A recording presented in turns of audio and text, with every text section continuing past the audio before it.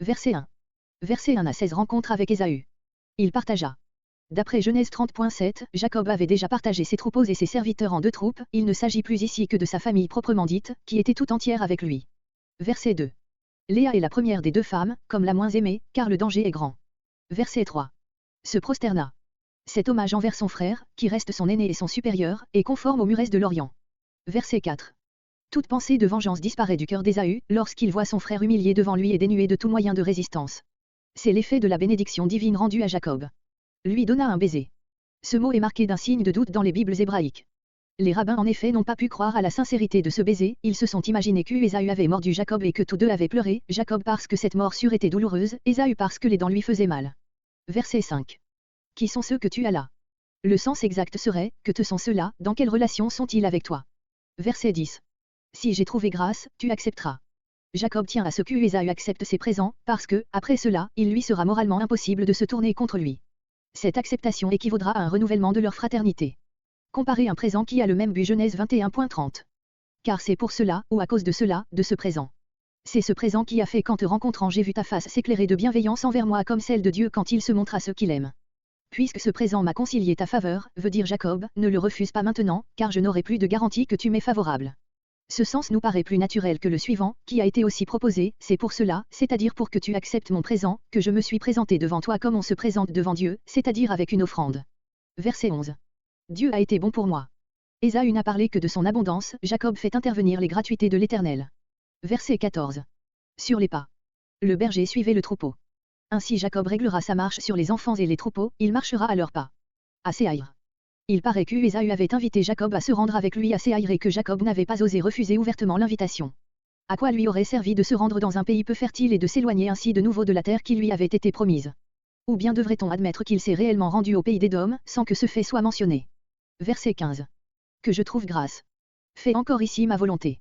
Jacob refuse tout service de la part d'Ésaü, non qu'il soupçonne un piège, mais parce qu'il veut rester tout à fait indépendant. Verset 17. Verset 33.17 à 34.31 Jacob a Succoté à Sichin. Sukkot signifie cabane.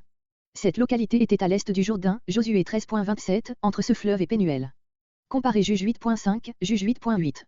Construisit une maison. Il passa donc un certain temps dans cet endroit, au lieu de monter tout de suite à Bethel, où il aurait dû aller s'acquitter de son vue, Genèse 28.20-22. Verset 18. Verset 18 à 20 arrivé à Sichin. À son retour de Padmaram.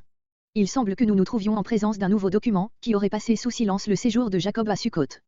Padan Aram trahit la main de l'Éloïste. Saint et sauf, en hébreu Shalem. La plupart des anciennes versions ont fait de ce mot un nom propre et arrive à ce sens, Jacob, arriva à Salem, la ville de Sichin. Sichin serait alors le nom du personnage dont il sera question au chapitre suivant. On connaît encore maintenant un village de Salim à l'est de Naplouse, l'ancienne Sichin. Mais nulle part ailleurs dans l'Ancien Testament le nom de Salem n'est appliqué à cette localité. Cette expression fait allusion au shalom, heureusement, prononcé par Jacob dans son vue, Genèse 28.21, Dieu lui a accordé tout ce qu'il avait demandé, ce serait donc le moment de monter à Bethel au lieu d'aller à Sichin. Peut-être la cause secrète de cette infidélité était-elle l'idolâtrie qui régnait dans sa famille, chapitre 35. Sichin. Émor avait sans doute appelé son fils du nom de sa capitale, ou bien il était le fondateur de la ville et l'avait appelé du nom de son fils. Devant la ville, à l'est de la ville. C'est là qu'on montera plus tard le puits de Jacob et le tombeau de Joseph. Comparez Josué 24.32. Verset 19. Abraham n'avait acheté qu'un tombeau, Jacob achète un domaine. Peut-être y était-il obligé par la densité plus grande de la population. Kessita. Ce mot ne se retrouve que dans Josué 24.32, qui fait allusion à notre passage et dans Job 42.14, il signifie probablement un objet pesé et désignait un certain poids sur lequel nous ne possédons aucune indication. La plupart des anciennes versions le traduisent par agneau, sans qu'on en sache la raison. Était-ce le prix d'un agneau, ou étaient-ce des morceaux d'argent façonnés en forme d'agneau? Dans tous les cas ce ne pouvait être, comme on l'a cru, des pièces de monnaie à l'effigie de l'agneau, car l'argent monnayé n'a été introduit en Palestine qu'après l'exil. Verset 20. Dieu fort, le Dieu d'Israël. Expression abrégée pour, l'autel du Dieu fort. Le Dieu des cieux et de la terre, qui s'était révélé comme Dieu d'Abraham et d'Isaac, et maintenant aussi le Dieu d'Israël, Jacob. C'est l'accomplissement du vœu de Jacob, l'Éternel sera mon Dieu, Genèse 28.21.